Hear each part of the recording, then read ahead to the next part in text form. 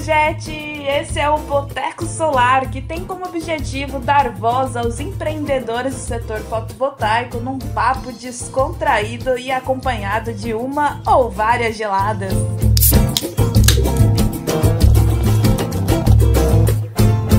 Fala, integradora! Eu sou a Tatiane Carolina, CEO da Energia GP e Head de Ecossistema e Comunidade na Genix.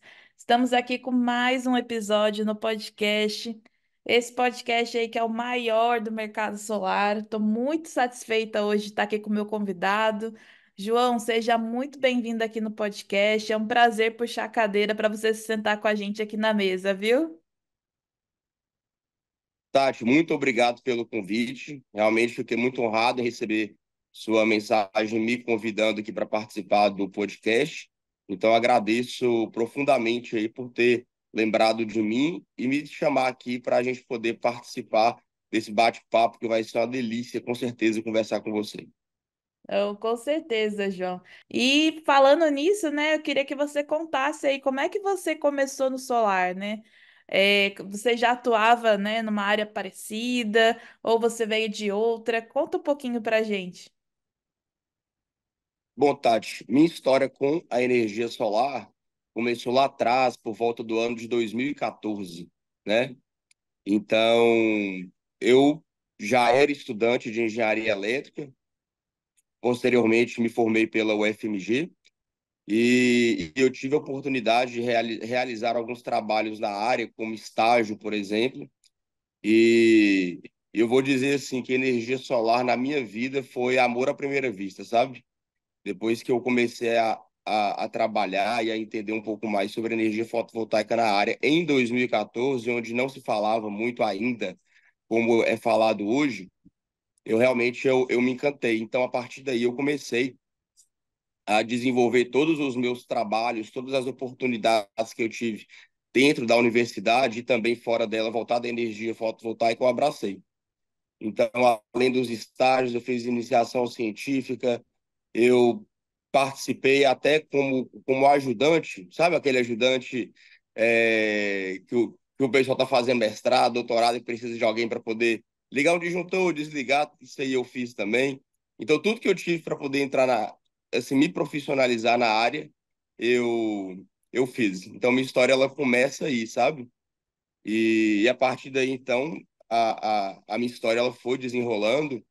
É, Depois eu fiz um outro estágio lá em Belo Horizonte e aí eu já entrei na área de projetos e posteriormente, logo depois, eu fui chamado para trabalhar em uma outra empresa também lá em Belo Horizonte, onde eu consegui desenvolver projetos maiores, até que chegou em 2020 e eu fui para o Pará. Eu te contei Ó, essa história do Pará já? não, agora que eu fiquei sabendo. Então eu trabalhava, né, depois que eu fui desenvolvendo isso na faculdade, e eu estava trabalhando numa outra empresa lá em Belo Horizonte, eu recebi um convite de um tio meu para poder ir para o Pará. Isso aí eu estou falando em janeiro de 2020.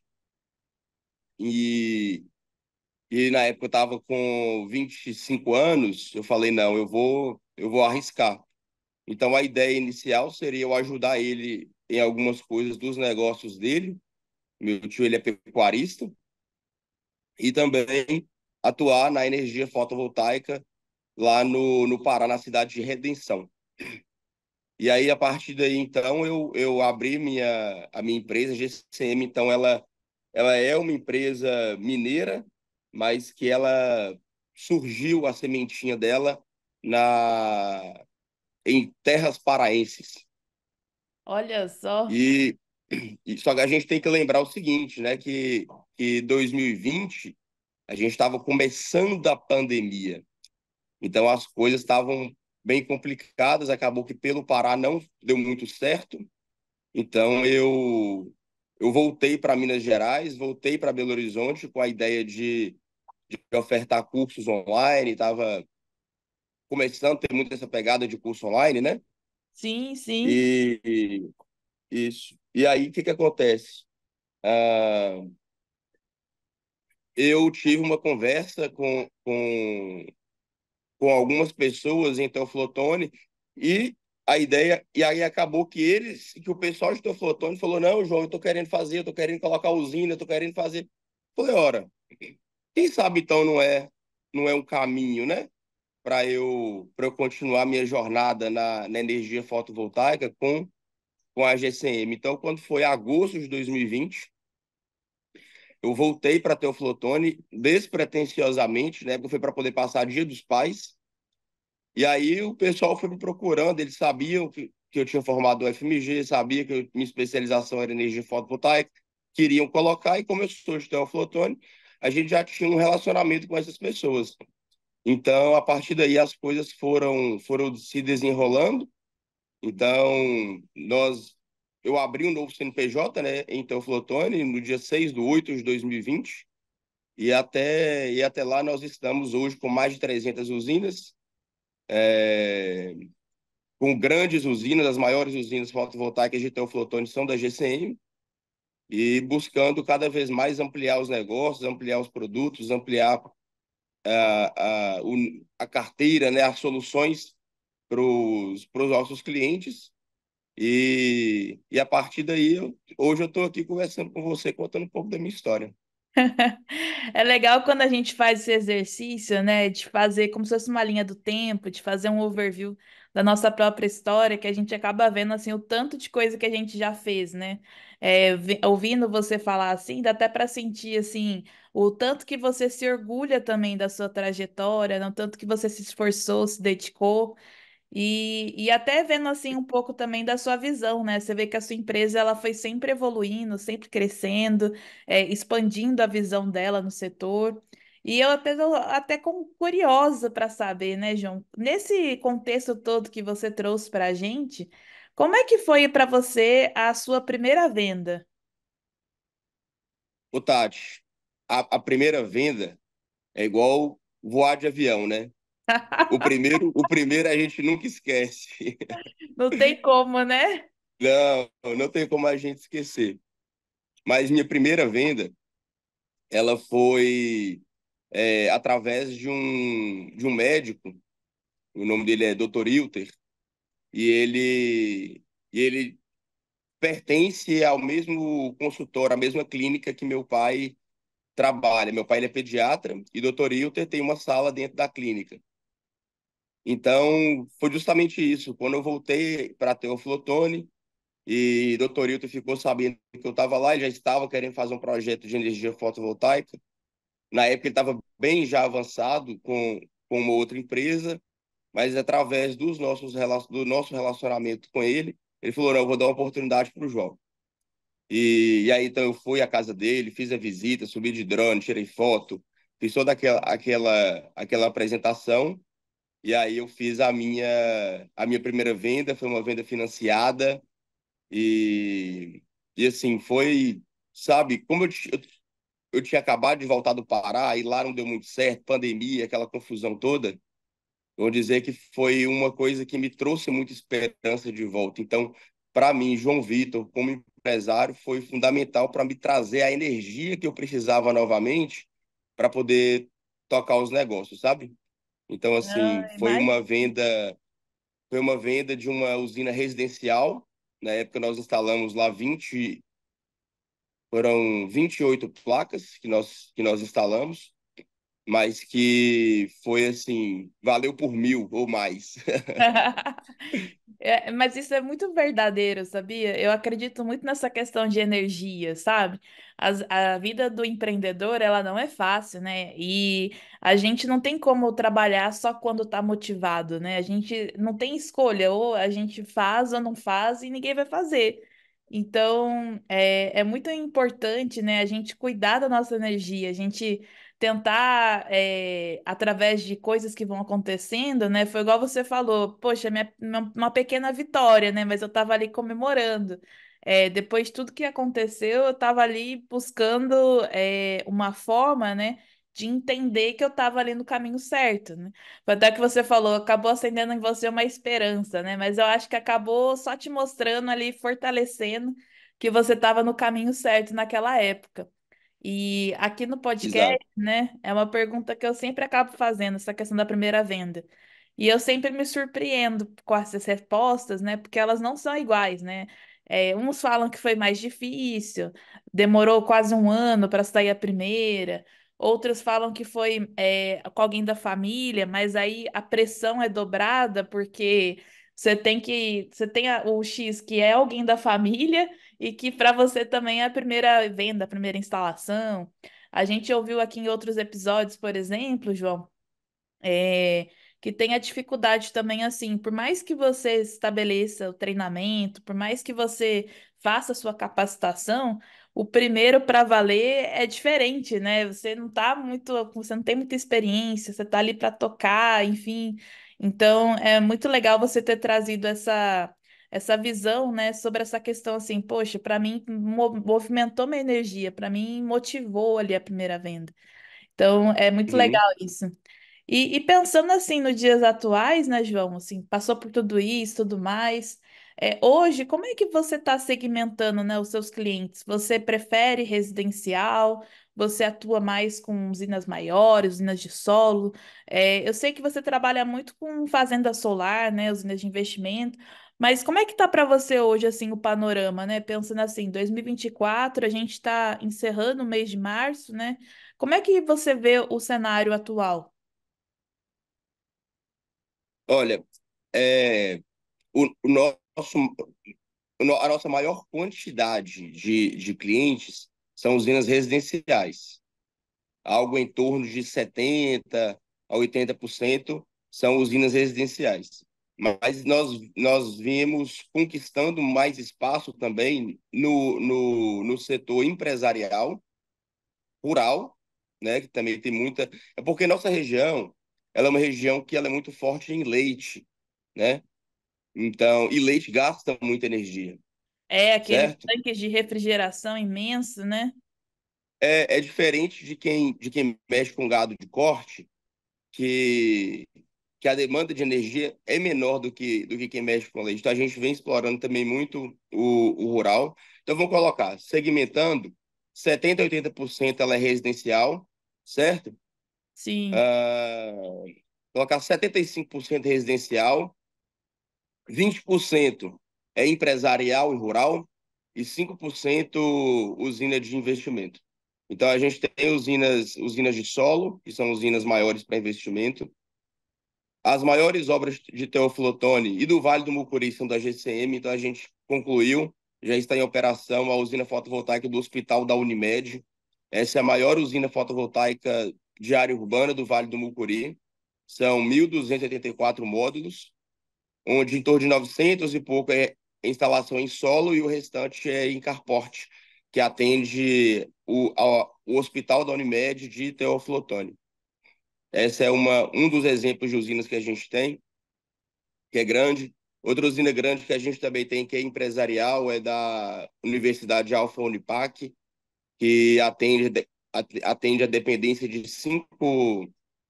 São 5 usinas no total, mas atende total de 8 unidades consumidoras do mesmo grupo. E a gente já tem usina fotovoltaica também para restaurante, padaria, supermercados. Então, assim, o residencial são usinas menores, porém em maior quantidade. As usinas de empresas têm menos quantidade, porém o volume de energia ele é muito maior, certo? Então, as usinas residenciais, a margem que a gente tem, eu falo assim, em questão de valor mesmo, por ser um projeto residencial, é menor, e as de empresas, a gente consegue ter como são usinas maiores, a gente consegue ter uma margem melhor para a gente poder continuar investindo na empresa e dar sequência, entendeu? sim, sim. É interessante, né, quando a gente começa a pensar assim de forma segmentada, porque você vê que as necessidades, né, de cada perfil de cliente é diferente, né?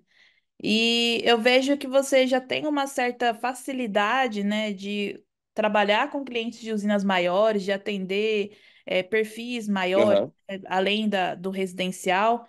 E aqui no podcast tem muitos integradores, João, que ouvem o podcast, que eles são novos no setor também, de certa forma, né? E eu queria Uhum. explorar um pouquinho com você, né? Como é que você faz para prospectar esses clientes maiores? E como é que você sente assim que o que que falta para esse tipo de cliente, né? Aqui na mesa do Boteca a gente sabe que tem vários integradores de estados diferentes, né? Mas é lógico que você, com a sua experiência aí na sua região, tenho certeza que você vai trazer alguns insights valiosos sobre isso. Certo. Ô, Tati, meu pai sempre fala uma coisa comigo. Eu vou só adaptar a frase que ele me fala, tá? Você não precisa só ser bom. Você precisa também mostrar que é bom. Então, esse aí é uma grande questão. Muitas vezes, aquele integrador que ele está começando, tudo bem, ele é pequeno, mas às vezes o cara é bom de serviço. Ele tem conhecimento da elétrica, ele sabe fazer um trabalho bacana, ele sabe como é que funciona, ele já trabalhou talvez em uma outra empresa como, como colaborador e já vem com o know-how. Então, esse cara é um cara bom de serviço, né? Mas Sim. será que ele mostra que ele é bom o suficiente? Qual que é a imagem que ele está passando pro cliente que ele está prospectando? Será que ele está passando a confiança adequada para conseguir converter esse cliente em venda? Qual que é o meio que ele está usando para poder prospectar? Onde esse cliente está? Ele tem conhecidos que conhecem alguém que tem essa necessidade, que pode dar uma ajuda? Para mim, quando eu estava começando, eu tinha muita técnica, né? Eu trabalhei desde 2014, então vou colocar aí 6 anos na parte técnica de fotovoltaica, então eu já estava muito bem afiado com relação a isso. Mas o que me fez começar e começar de uma forma bem foram também os relacionamentos que eu tinha com, com as pessoas e que me abriram portas, certo? Então, buscar esses relacionamentos, os amigos, os familiares, buscar as indicações, falar, cara, me ajuda, me leva no fulano de tal, você conhece ele, vamos lá para poder apresentar. E qual que é a imagem que a sua empresa está passando para esse cliente final? Como que está sendo sua visita técnica? Você está usando uniforme? Tá levando um drone? Tem um notebook? Você usa algum software para poder fazer um dimensionamento? Tudo isso faz diferença quando você for prospectar um cliente, principalmente se for um cliente grande, certo? Então, assim, leva uma imagem que o cara vai ter confiança em você. Vamos colocar um projeto aí, um projetinho de mini geração, de micro geração, mais que grande. Vamos colocar aí, sei lá, R$ 300 mil. Se você tivesse R$ 300 mil, em quem você investiria? Você investiria em você mesmo se você fosse um cliente e tivesse esse dinheiro para poder investir? Ele tem que lembrar que ele não está sozinho no mercado. GD tem empresa para todo lado, né? Então, buscar se profissionalizar, levar um portfólio, uma apresentação para o cliente, isso aí é muito importante, né? Não, com certeza. Faz super sentido tudo que você está falando. É, e essa questão, essa frase, né, que seu pai fala para você, que você adaptou aí, eu acho que faz total sentido. Às vezes você é bom, mas não se vende como bom, né? E aí você não é suficiente, né? Infelizmente. E a gente vê assim, Uhum, que o mercado, ele é. O pessoal fala, né? O mercado está saturado e tal, tal, tal. Mas não é questão de ser saturado, é questão de você conseguir se destacar, né? É questão de você conseguir mostrar que de fato você tem um bom trabalho, que você de fato é diferente, né? E às vezes nem precisa ser diferente, mas às vezes só fazer o básico, né, João? Você já acaba saindo na frente, né? O básico bem feito. Então, eu achei interessante o isso que você básico bem. trouxe. E, João, como é que você vê a perspectiva, né, para usinas de investimento? Porque, assim, é uma coisa que não é todo mundo que trabalha, é uma coisa que exige muita confiança, né? É um investimento mais alto. O pessoal, né, vai trabalhando ali questão de cotas de usina. É, a gente viu agora recentemente o movimento, né, do TCU em relação à energia por assinatura. Não sei se você tem acompanhado isso. Uhum. Mas, de uma forma geral, né, como é que você vê esse nicho de atuação, né? Eu conversei com alguns integradores e eles gostaram muito de atuar com isso, né?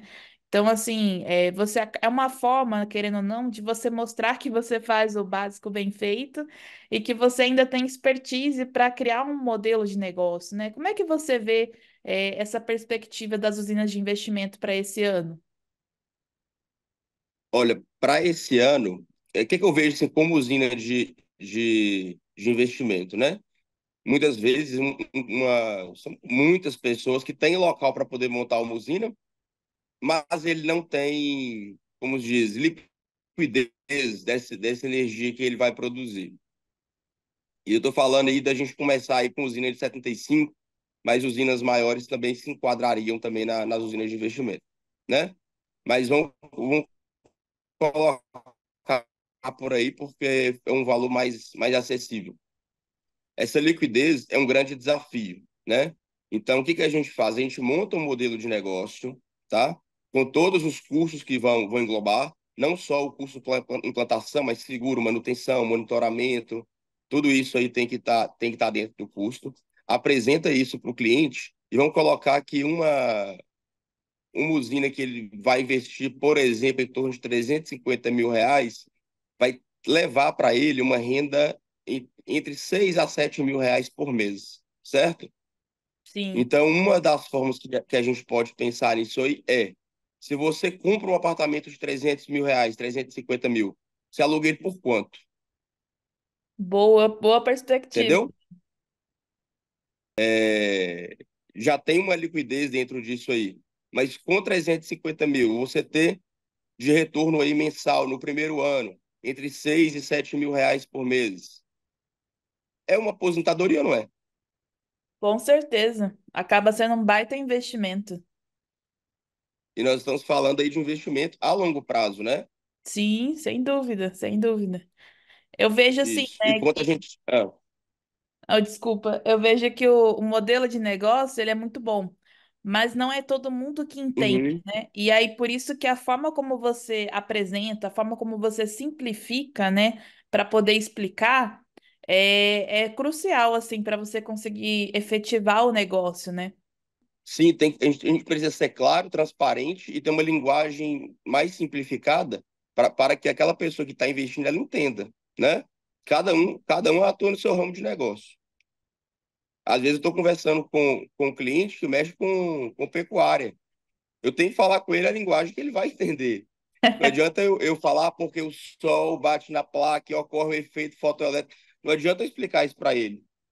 Não adianta eu falar com ele que a placa faz uma dopagem. Não adianta eu falar isso com ele. Tem que ser mais claro, objetivo, transparente, para ele poder entender. Então, assim, outro ponto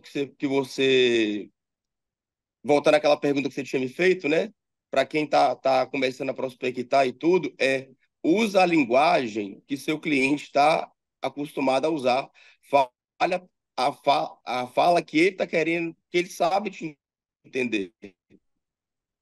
Às vezes, muitas pessoas vão querer mostrar que é bom e usa linguagem muito técnica. E aí o cliente não entende nada, finge que entendeu e você não conseguiu passar coisa alguma. Entendeu? Isso é verdade. Eu vejo muito isso, João, na questão da uma coisa, exemplo bobo, simples, né? Módulos, placas. Você vê muito cliente, por exemplo, residencial, né? Ele chama de placa, né? Ah, as placas É placa solares. solar. E aí, às vezes, o integrador vai lá e fala, não, os módulos fotovoltaicos e tal, para mostrar ali uma credibilidade, um conhecimento, né? Mas é o que você falou, essa conexão com o cliente às vezes deixa a desejar, né? Uhum, exato. Então, ter essa comunicação ela é mais interessante. Quando a gente vai apresentar um orçamento, seja ele para usina residencial, empresarial ou para usina de investimento, você precisa ser mais. Você precisa falar a linguagem dele. Se ele for uma pessoa, né, que não tem muito entendimento, você precisa explicar para ele de uma forma mais simples. Mas tem aquele perfil de cliente, o cara é empresário, o cara faz conta, o cara faz investimento, o cara investe na bolsa. Então você pode usar uma linguagem mais técnica quando você vai apresentar uma análise financeira para ele. Entendeu? Com certeza. João, deixa eu te falar uma coisa. Você ficou falando tanto de pecuária que já me deu vontade de comer churrasco, já me deu vontade de caçar aí uns boi.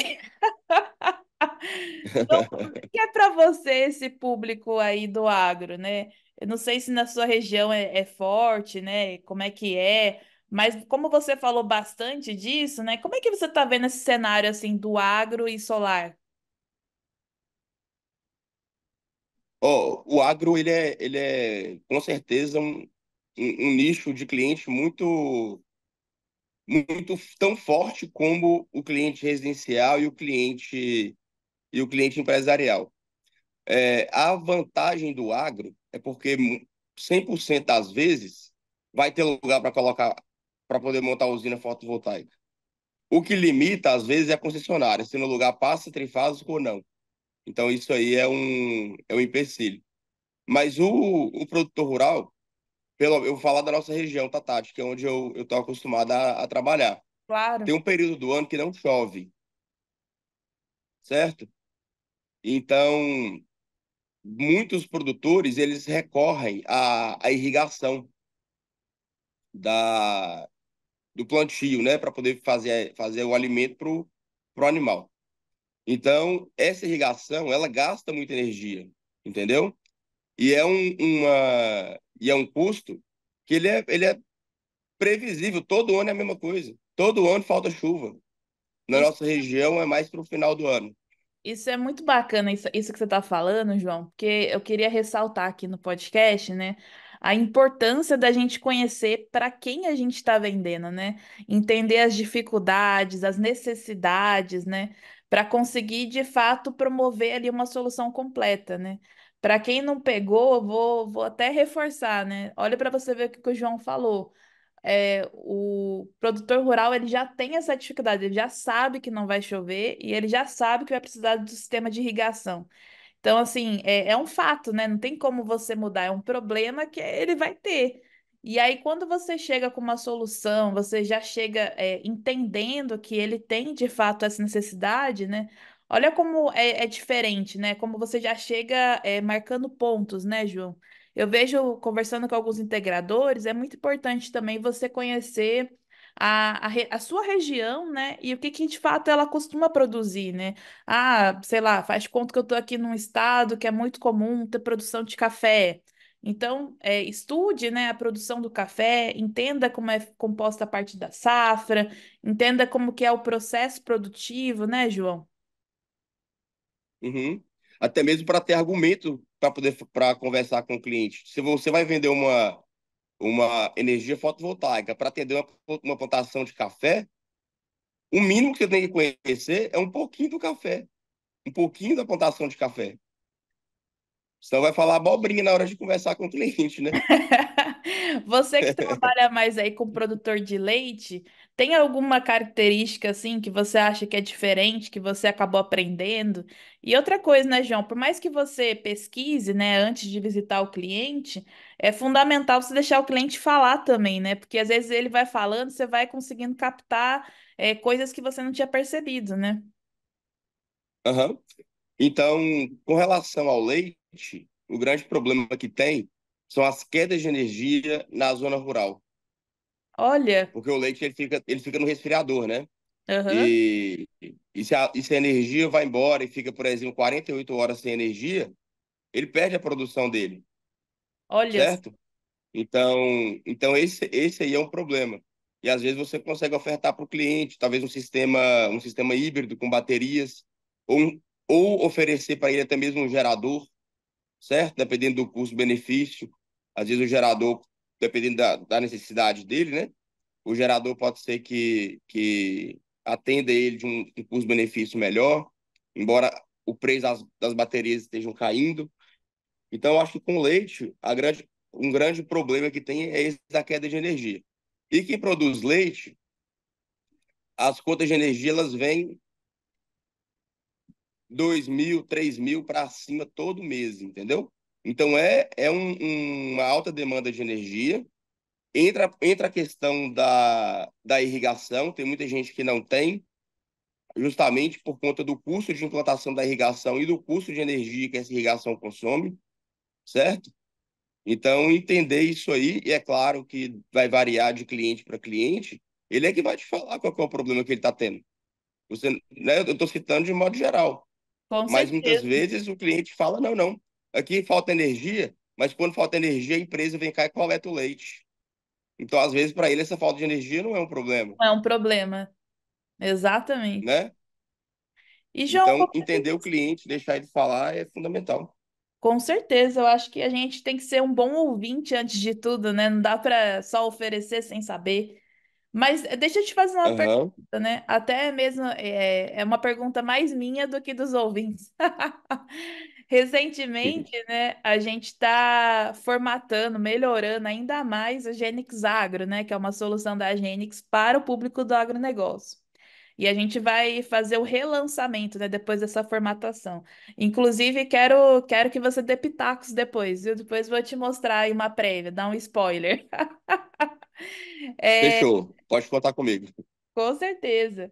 Eu queria saber de você, né, até para elucidar um pouco mais esse produto, como é que você vê a dificuldade do produtor rural saber ou entender sobre as linhas de financiamento disponíveis no mercado? Porque eu vejo que é uma dor também, né? Se você não sabe como é que você vai explorar as linhas de financiamento ou qual banco você vai buscar, se até mesmo o próprio integrador, né? Não sei você, se você já passou por essa dificuldade também lá atrás. Talvez não hoje, porque você já tem uma certa experiência, mas eu vejo que é um problema tanto do integrador quanto do produtor rural não conhecer de fato as linhas de financiamento, não entender talvez muito bem os processos para conseguir crédito, né? Como é que você vê, essa questão? Opa, desculpa atrapalhar a conversa, mas a Tatizinha deixou um recadinho aqui na mesa do boteco. Lembrar aos amigos integradores de abrirem sua conta no Banco Gênix. Ah, esse recado é importante, hein? O Banco Gênix tem a conta digital que ajuda a acelerar o crescimento do integrador de forma descomplicada, colaborativa e confiável. Dica da Tatizão, hein?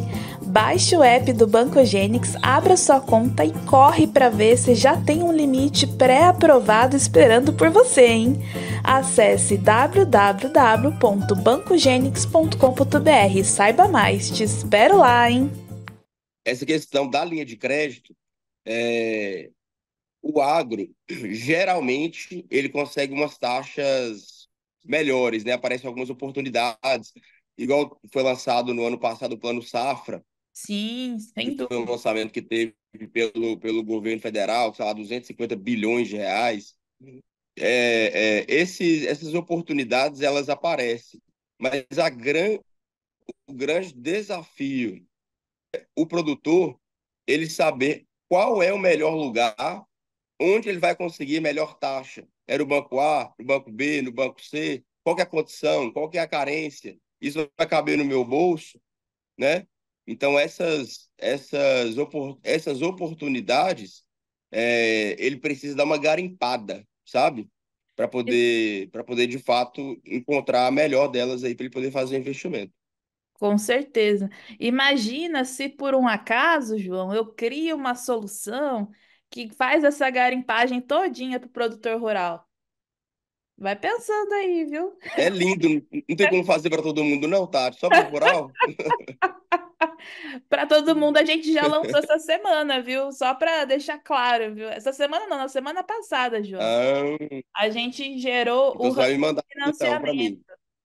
O hub de financiamento, dentro da Aham, plataforma da Genix, é como se fosse uma mesa de crédito. Então, você vai lá e fala assim: olha, preciso aprovar um valor de, sei lá, R$ 20.000 para minha cliente X. Qual banco será que é melhor para ela? Onde que tem esse crédito disponível?